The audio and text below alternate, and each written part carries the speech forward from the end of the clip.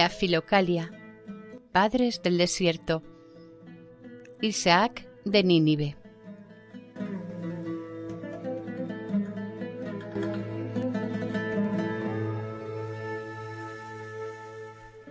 I. Fases de la purificación. La disciplina del cuerpo, unida a la quietud, purifica al cuerpo de los elementos materiales que encierra. La disciplina del alma la hace humilde y la purifica de los movimientos materiales que la llevan hacia las cosas perecederas, cambiando su naturaleza apasionada en movimientos de contemplación. Esta contemplación lleva al alma a la desnudez del intelecto, llamada contemplación inmaterial. Se trata de la disciplina espiritual. Ella eleva al intelecto por encima de las cosas terrestres y lo acerca a la contemplación espiritual primordial, lo inclina hacia Dios por la visión de su gloria inefable, haciéndole disfrutar espiritualmente de la esperanza de las cosas futuras con el pensamiento detallado de lo que ellas serán. Los trabajos físicos llevan el nombre de disciplina corporal en Dios, pues sirven para purificar el alma para un servicio perfecto que se expresa en obras personales destinadas a purificar al hombre de las ansias de la carne. La disciplina del alma es el trabajo o el esfuerzo del corazón. Es el pensamiento incesante acerca del juicio, acompañado de una constante oración del corazón acerca de la providencia de Dios y del cuidado que Él toma por este mundo en detalle y en conjunto. Se trata de una atención sobre las pasiones del alma para impedirles introducirse en el lugar secreto y espiritual. Tal es el trabajo del corazón o disciplina del alma.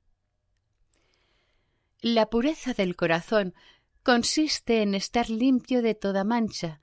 La pureza del alma en estar libre de toda pasión escondida en el espíritu. La pureza del intelecto en ser purificado por la liberación de toda emoción frente a los objetos que caen bajo el dominio de los sentidos. Entre la pureza del intelecto y la pureza del corazón existe la misma diferencia que entre un miembro particular del cuerpo y el cuerpo en su conjunto. El corazón es el órgano central de los sentidos interiores, el sentido de los sentidos, porque él constituye la raíz. Si la raíz es santa, también las ramas. Romanos 11:16. Pero la raíz no será santa si sólo es una rama del ser. Ahora bien, con un uso modesto de la escritura, unido a una cierta práctica del ayuno y de la soledad, esiquia, el intelecto olvida su antigua ocupación y resulta purificado resistiendo a sus costumbres extrañas. Pero también se necesita poco para mancharlo. El corazón se purifica gracias a grandes esfuerzos mediante la privación de todo contacto con el mundo y por una mortificación universal. Pero, una vez puro, su pureza no es ya manchada por el contacto de las cosas insignificantes. Entended que tampoco teme los compromisos severos. 2. Recuerdo de Dios. Recordad a Dios para que, sin cesar, Él os recuerde que recordándoos os salvará y recibiréis todos sus bienes. No lo olvidéis en vanas distracciones, si no queréis que Él os olvide en el momento de vuestras tentaciones.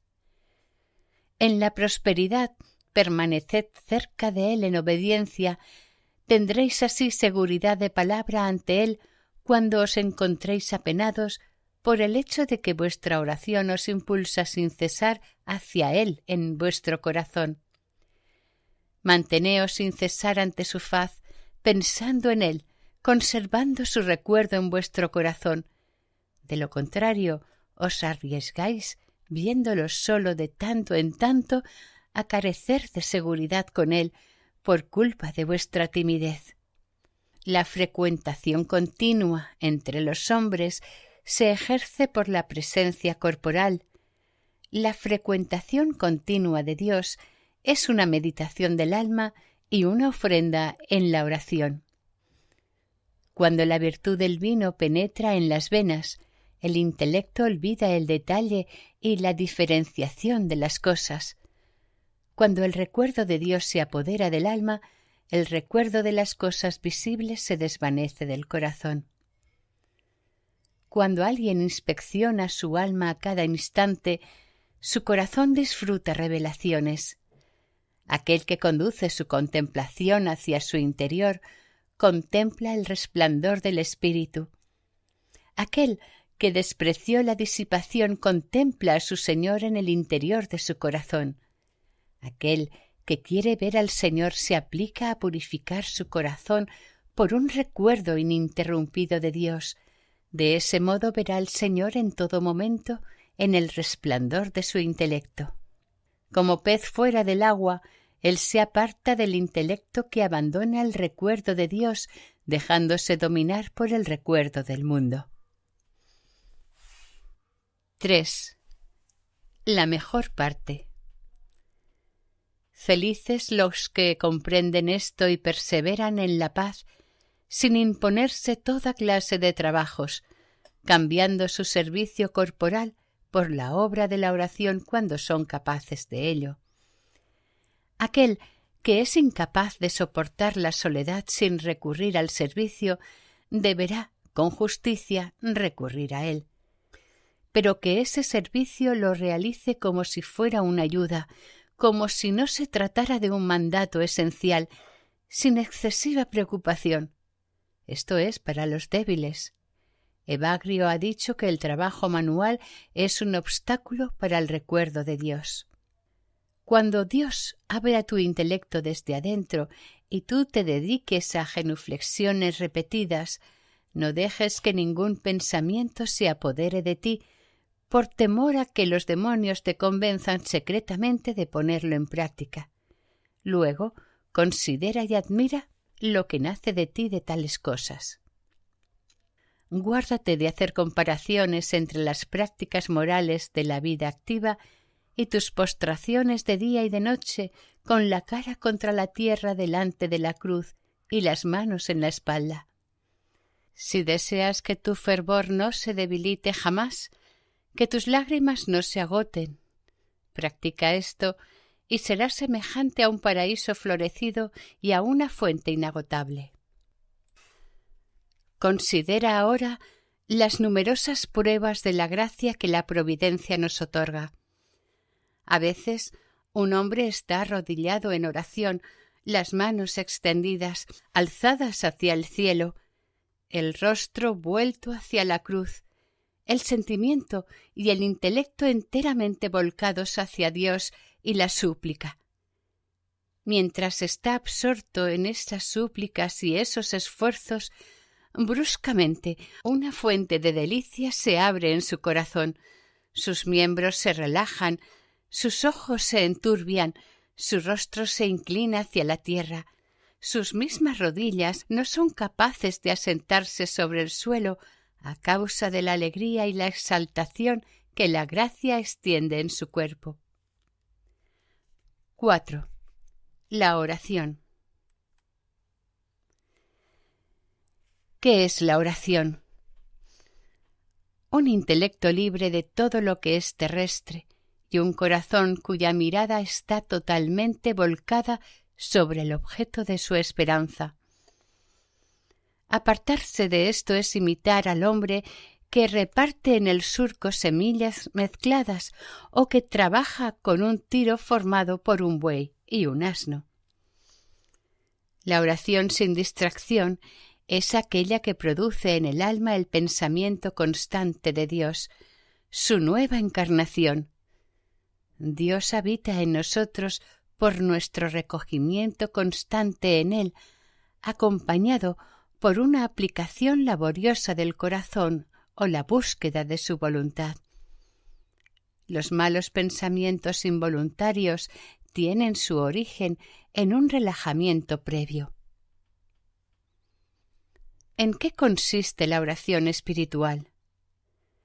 Existe oración espiritual cuando los movimientos del alma sufren la acción del Espíritu Santo a continuación de su verdadera purificación. Solo uno entre 10.000 puede ser favorecido de este modo. Ella constituye el símbolo de nuestra futura condición, pues la naturaleza es llevada más allá de todos los movimientos impuros inspirados por el recuerdo de las cosas de este mundo. Es la visión interior que tiene su punto de partida en la oración. ¿En qué consiste el apego de los trabajos de la asceta? ¿Cómo reconocer que se alcanzó el término de la carrera? Se ha alcanzado cuando ha sido considerado digno de la oración constante. Aquel que ha llegado a eso ha alcanzado el fin de todas las virtudes y al mismo tiempo ha logrado una morada espiritual. Aquel que no recibió en verdad el don del Paráclito es incapaz de cumplir la oración ininterrumpida en el reposo. Cuando el Espíritu establece su morada en un hombre, éste no puede ya dejar de orar, pues el Espíritu no cesa de orar en él. Ya sea que duerma o que vele, la oración no se separa de su alma. Mientras come, bebe, está acostado, se dedica al trabajo, se sumerge en el sueño, el perfume de la oración es exhalado espontáneamente desde su alma. En adelante no predominará la oración durante períodos de tiempo determinados, sino en todo momento. Aunque tome su descanso visible, la oración está asegurada secretamente en él, pues silencio del impasible es una oración, ha dicho un hombre revestido de Cristo. Los pensamientos son mociones divinas, los movimientos del intelecto purificados son voces mudas que cantan en secreto esta salmodia al invisible. Si llegáis a unir la meditación de vuestras noches con el servicio de vuestros días, sin desdoblar el fervor de las operaciones de vuestro corazón, no tardaréis en estrechar el pecho de Jesús. He aquí mi consejo. Si podéis, manteneos en paz y despiertos, sin recitar salmos ni hacer postraciones, y si sois capaces, orad únicamente en vuestro corazón, pero no durmáis. 5. Grados de la oración. La gracia actúa de diferentes formas con los hombres según su medida. Uno multiplica el número de sus oraciones bajo el efecto de un ardiente fervor. Aquel otro obtiene tal reposo de su alma que reduce a la unidad la multiplicidad de sus oraciones anteriores. Es necesario no confundir satisfacción en la oración y visión en la oración. La segunda es superior a la primera tanto como un hombre lo es en relación a un muchacho. Sucede que las palabras toman una suavidad singular en la boca y que se repite interminablemente la misma palabra de la oración, sin que un sentimiento de saciedad os haga ir más lejos y pasar a la siguiente. A veces la oración engendra una cierta contemplación que hace desvanecer la oración sobre los labios. El que es favorecido con tal contemplación entra en éxtasis y se hace semejante a un cuerpo cuya alma le ha sido quitada. Lo que llamamos visión en la oración no es ni una imagen ni una forma fabricada por la imaginación, como afirman los tontos. Esta contemplación en la oración tiene en sí misma grados y dones diferentes, pero hasta ese punto sigue siendo una oración, pues el pensamiento no ha pasado todavía al estado en que ya no existe la oración, sino a un estado superior de la oración. Los movimientos de la lengua y del corazón en el curso de la oración son las llaves. Luego se penetra en la cámara. Allí la boca, los labios se callan. El corazón, el chambelán de los pensamientos, la razón que reina sobre los sentidos, el espíritu, ese pájaro rápido, con todos sus medios y facultades y sus súplicas, sólo pueden mantenerse mudos, pues el amo de la casa ha entrado. La autoridad de las leyes y los mandamientos dictados por Dios a la humanidad tienen como fin la pureza del corazón, según la palabra de los santos padres. Igualmente, todas las formas y actitudes de oración con las cuales el hombre se dirige a Dios tienen su término en la oración pura. Desde que el Espíritu ha franqueado la frontera de la oración pura y se ha comprometido más allá, no existen ya oración, ni emociones, ni lágrimas, ni autoridad, ni libertad, ni súplicas, ni deseo, ni impaciente esperanza por este mundo o por el otro.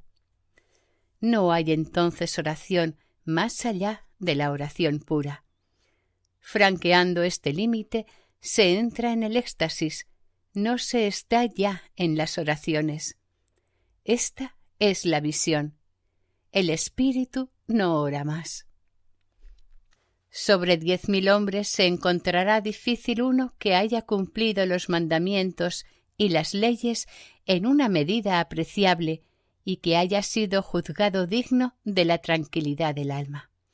No menos raro es encontrar en una multitud a un hombre al que su vigilancia perseverante le haya hecho merecer de la oración pura. Pero en cuanto al misterio que está más allá, difícilmente se hallará en toda una generación a un hombre que se haya acercado a este conocimiento de la gloria de Dios. Allí, el objeto de la oración es olvidado, los movimientos son sumergidos en una profunda embriaguez que no pertenece a este mundo. Se trata de la bien conocida ignorancia de la que Evagrio ha dicho: bienaventurado aquel que llegó en la oración al desconocimiento que es imposible sobrepasar.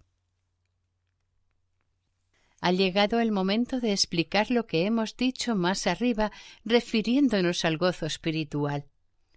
Al comienzo, se trata de una energía vaga que el amor despierta en el corazón sin causas aparentes, pues pone en movimiento el temperamento sin visión personal, sin pensamiento práctico, se lo encuentra desprovisto de causa. El intelecto aún es vago. Esta es la impresión que se produce en el sujeto poco ejercitado. Cuando sea perfecto, la causa se revelará al examen. Entonces la impresión será más poderosa, pues el gozo se producirá en el corazón. El sujeto guardará una parte en su cuerpo y enviará otra hacia las facultades del alma, pues el corazón ocupa el centro entre los sentidos del alma y los del cuerpo. Está en una relación de órgano con el alma, en una relación de naturaleza con el cuerpo. El sujeto dirige su acción desde dos lados. El mundo está obligado a separarse de él, al mismo tiempo que él se separa de las cosas del mundo. Debemos necesariamente examinar la causa de este fenómeno. El amor es algo naturalmente cálido. Cuando se abate violentamente sobre alguien, parece enloquecer al alma. El corazón que lo siente no puede contenerlo ni soportarlo sin que alteraciones insólitas y excesivas aparezcan en él. Estos son los signos que lo anuncian sensiblemente. Repentinamente el rostro se empurpura e irradia, el cuerpo se calienta, el temor y la timidez son rechazados, el poder de concentración huye, es el reinado del entusiasmo y de la conmoción. 6. El periplo de la oración. El navegante, en tanto que navega con los ojos en las estrellas, regula por ellas la marcha de su barco y espera que ellas le muestren el camino hacia el puerto. El monje no cesa de dirigir sus miradas sobre la oración para que ella le muestre la isla donde podrá arrojar el anda sin riesgos, para cargar provisiones antes de poner la proa hacia otra isla. Así es la carrera en tanto está en este mundo. Abandona una isla por otra, y los diversos conocimientos que encuentra son tantos como islas, hasta que finalmente dirige sus pasos hacia la ciudad de la verdad, donde sus habitantes no trafican, donde cada uno se encuentra colmado con lo que tiene. Bienaventurados aquellos cuyo viaje se desarrolla sin turbación a través del vasto océano.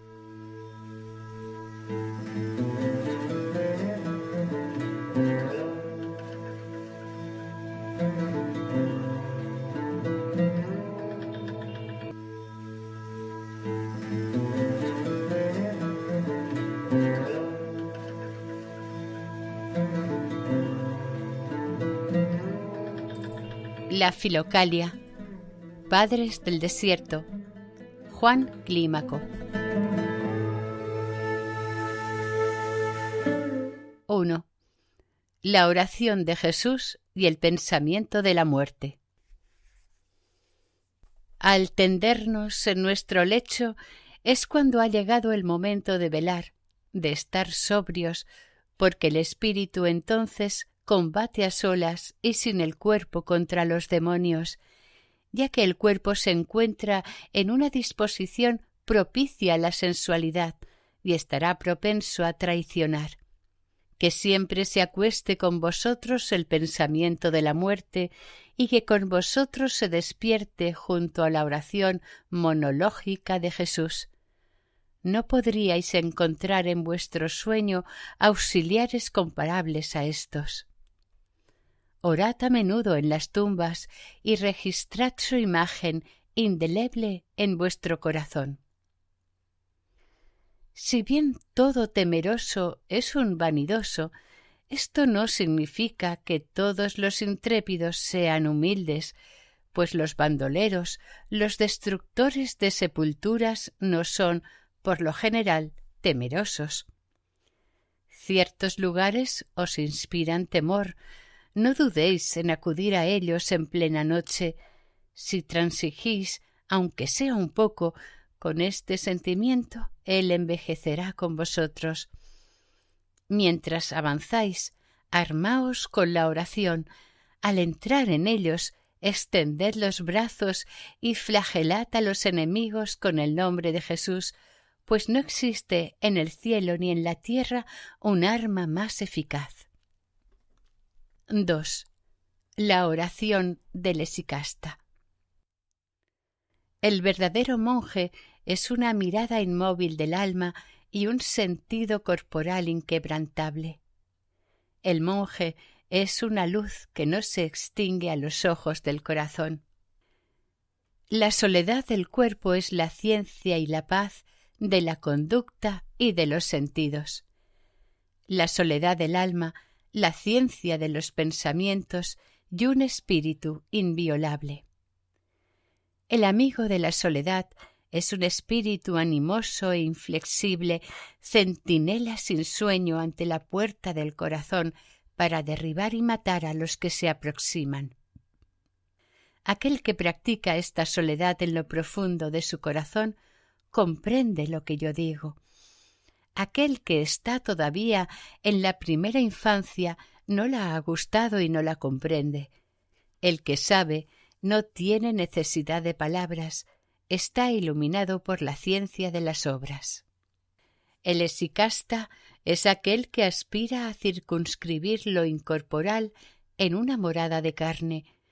Como el gato espía al ratón, así el espíritu del hesicasta acecha al ratón invisible, No desdeñéis mi comparación, pues así mostraréis que no conocéis todavía la soledad.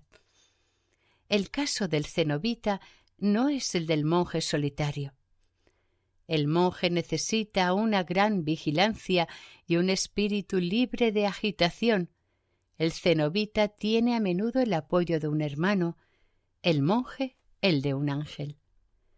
Las potencias espirituales permanecen con los verdaderos solitarios y se asocian al culto que ellos rinden a Dios. El hesicasta es aquel que dice: «A punto está mi corazón». Salmo 57:8. El hesicasta es aquel que dice: «Yo duermo, pero mi corazón vela». Cantares 5:2. Cerrad la puerta de vuestra celda a vuestro cuerpo, la puerta de vuestros labios a vuestras palabras, vuestra puerta interior a los espíritus. Aquellos en quienes el Espíritu aprendió a orar en verdad, hablan al Señor frente a frente, son como los que hablan al oído del emperador. Aquellos que oran con su boca nos recuerdan a los que se prosternan ante el emperador en presencia de toda la corte. Aquellos que viven en el mundo son como los que dirigen su súplica al emperador desde la confusión de la multitud. Si habéis aprendido debidamente el arte de la oración, no habrá en esto nada de nuevo para vosotros. Sentaos en una altura, observad, y veréis entonces a los merodeadores que se adelantan para robar vuestros racimos, sus tácticas, su hora, su origen, su nombre y su naturaleza. El centinela, al sentirse fatigado, se levantará para orar, luego se sentará para retomar animosamente a su anterior ocupación. La obra de la soledad, esiquia, es un desapego total de todas las cosas, razonables o no, pues aquel que se abre a las primeras encontrará seguramente las siguientes. Su segunda obra es la oración asidua, la tercera, la actividad inviolable del corazón.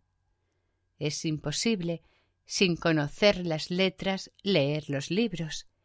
Imposible es también, sin haber antes adquirido las dos primeras obras, abordar la tercera como es debido. Un cabello basta para empañar la mirada. Una simple preocupación es suficiente para destruir la soledad, esiquia, pues la soledad es despojamiento de todos los pensamientos y renuncia a todas las preocupaciones, sean o no razonables. Aquel que posee verdaderamente la paz no se preocupa ya de su propio cuerpo. Aquel que quiere ofrendar a Dios un espíritu purificado y se deja turbar por las preocupaciones, se parece al que, teniendo las piernas estrechamente ligadas, pretende correr. Más vale un pobre obediente que un hesicasta distraído. Aquel que cree dedicarse a la soledad sin considerar sus ventajas a todas horas, o no es un verdadero hesicasta, o se dejará sorprender por la presunción. La soledad es un culto y un servicio ininterrumpido de Dios. Cuando el recuerdo de Jesús sea uno solo con vuestra respiración, entonces comprenderéis la utilidad de la soledad. La obediencia se pierde por propia voluntad, la soledad por el espaciamiento de la oración. Por la noche dedicad la mejor parte de vuestro tiempo a la oración y la más corta a la salmodia. Cuando llegue el día, preparaos para volver valientemente a vuestro oficio. La lectura es poco útil para iluminar y recoger el espíritu. Sois un obrero, tened pues lecturas activas. Vuestra ocupación vuelve inútil cualquier otra lectura. hallaréis vuestras luces sobre la ciencia de la santidad en los trabajos antes que en los libros. Aquel que se sienta ante Dios en lo profundo de su corazón durante la oración es como una columna inconmovible. El que es de verdad obediente, a menudo, durante la oración, se vuelve repentinamente luminoso y es transportado de alegría. El combatiente está de ahora en adelante preparado e inflamado para un servicio irreprochable, pero aun cuando pueda orar con la multitud, para la mayoría es mejor hacerlo con un compañero del mismo espíritu, pues la oración perfectamente solitaria es un rarísimo privilegio. Es imposible, además, cuando se salmodia con la multitud, orar inmaterialmente. El monje que vela en su vigilancia nocturna es un pescador de pensamientos que sabe distinguir sin esfuerzo los pensamientos en la quietud de la noche y atraparlos. Demasiado sueño conduce al olvido, pero la vigilia purifica la memoria. La riqueza de los agricultores se recoge en la era y el lagar. La riqueza y la ciencia, gnosis, de los monjes se reúne en los estados y ocupaciones vespertinas y nocturnas del espíritu. En la vigilia de la tarde, algunos extienden sus manos para la oración, inmateriales y despojados de toda preocupación. Otros se entregan a la salmodia, otros se aplican a la lectura, algunos otros, en su debilidad, luchan bravamente contra el sueño trabajando con las manos. Otros más se dedican al pensamiento de la muerte con el designio de obtener la compunción. Entre ese número, los primeros y los últimos perseveran en una vigilia agradable a Dios, los segundos en una vigilia monástica, los terceros siguen el camino inferior. Pero Dios agradece y juzga la ofrenda según la intención y los medios. Que vuestra oración ignore toda multiplicidad. Una sola palabra bastó tanto al publicano como al hijo pródigo para obtener el perdón de Dios. No busquéis las palabras de vuestra oración. ¿Cuántas veces los balbuceos simples y monótonos de los niños conmueven a su padre? No os lancéis a largos discursos para no disipar vuestro espíritu en la búsqueda de palabras. Una sola palabra del publicano conmovió la misericordia de Dios. Una sola palabra llena de fe salvó al ladrón. La prolijidad en la oración a menudo llena el espíritu de imágenes y lo disipa, mientras que una sola palabra, monología, tiene por efecto su recogimiento. Sentíos consolados y enternecidos por una palabra de la oración, y allí deteneos, pues vuestro ángel guardián ora entonces con vosotros. No os consideréis demasiado seguros, incluso si habéis obtenido la pureza, sino más bien sentid una gran humildad. Entonces alcanzaréis una confianza más grande. Habiendo ascendido la escala de las virtudes, orad para pedir el perdón de vuestros pecados, dóciles al grito de San Pablo. El primero de los pecadores soy yo. Primera de Timoteo 1:15. El aceite y la sal proporcionan sabor a los alimentos. La castidad y las lágrimas dan alas a la oración. Cuando hayáis revestido la dulzura y la ausencia de cólera, no os costará mucho más liberar vuestro espíritu de su cautiverio. En tanto no hayamos obtenido la verdadera oración, nos parecemos a los niños que dan sus primeros pasos. Trabajad, pues, para elevar vuestro pensamiento, o mejor, para recluirlo en las palabras de vuestra oración. Si la debilidad de la infancia la hace caer, levantadla nuevamente. pues el espíritu es inestable por naturaleza, pero aquel que puede sostenerlo todo puede también fijar el espíritu. Si no cesáis de combatir, aquel que fija los límites a la mar del espíritu vendrá a vosotros y dirá: no pasarás de aquí. Job 38:11. Es imposible encadenar al espíritu, pero allí donde se encuentra el creador del espíritu, todo le está sometido.